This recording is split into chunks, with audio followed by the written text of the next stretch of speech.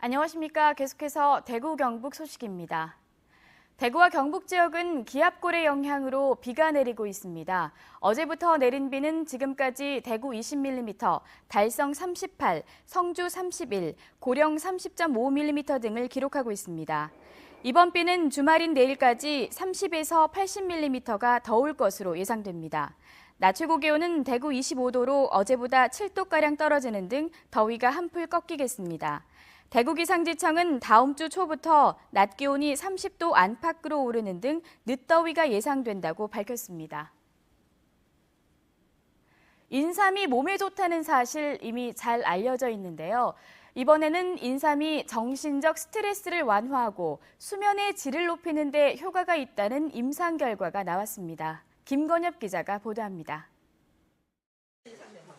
인삼이 정신적 안정에도 효과가 있다는 연구 결과가 나왔습니다. 농촌진흥청이 경희의료원과 공동으로 12주 동안 성인 70명을 대상으로 임상 실험한 결과입니다. 하루 3g씩 인삼 분말 캡슐을 먹은 35명의 실험군과 그렇지 않은 나머지 대조군을 비교했더니 불안 정도가 48.1% 감소해 긴장 완화 효과가 있는 것으로 나타났습니다. 또 잠을 충분히 자는지를 보여주는 수면 장애 척도도 13.6% 낮아진 것으로 나타나 수면의 질도 좋아졌다고 연구팀은 설명했습니다. 이번 연구 결과에 의해서 새로운 기능성이 밝혀졌기 때문에 농가 소득을 증대시키거나 또는 인삼 산업이 활성화되는데 상당한 기여를 하지 않을까 생각됩니다.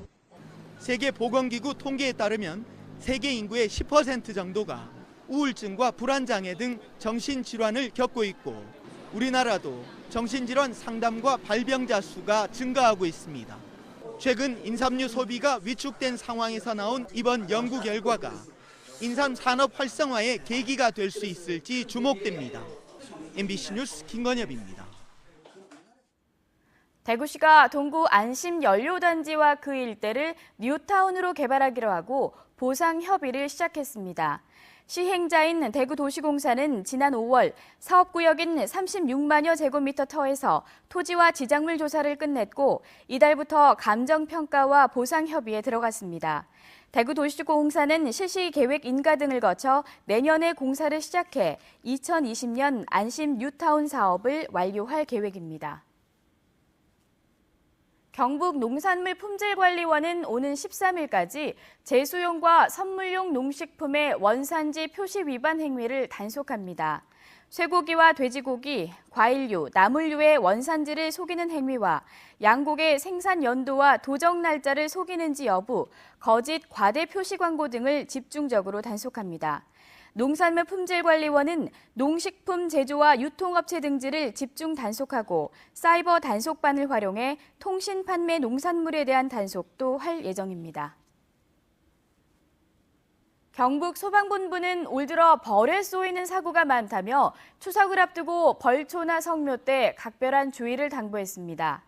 지난달까지 경북 지역 벌집 제거 출동 횟수는 9,290여 건으로 지난해 4,300여 건보다 2배 이상 급증했습니다. 이에 따라 성묘나 벌초를 할 때 주변에 벌이 있는지 반드시 확인하고 모자와 긴 옷을 입고 향수는 뿌리지 말 것을 권고했습니다. 또 벌집을 건드렸을 때는 재빨리 10m 이상 벗어나고 벌에 쏘이면 신속히 119에 신고해 응급 처리를 받아야 한다고 설명했습니다. 옛 경북도청에 자리한 대구시청 별관에서 민원실이 어제부터 문을 열고 업무를 시작했습니다. 이곳에서는 각종 인허가와 신고, 재신고, 자격증 발급 등의 업무를 하고 있는데 여권 업무는 내년 하반기부터 할 예정이지만 시기를 앞당길 수 있도록 외교부와 협의하고 있다고 대구시는 설명했습니다.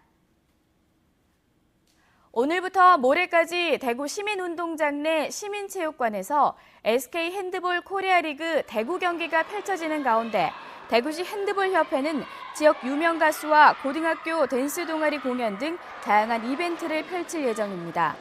이번 경기에서는 리우 올림픽에 출전했던 선수들이 모두 복귀해 전반기 리그보다 박진감 넘치는 경기가 진행될 것으로 보입니다.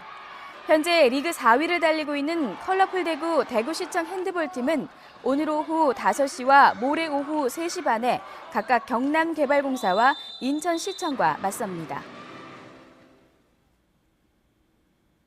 네, 이상으로 생활뉴스를 마칩니다. 고맙습니다.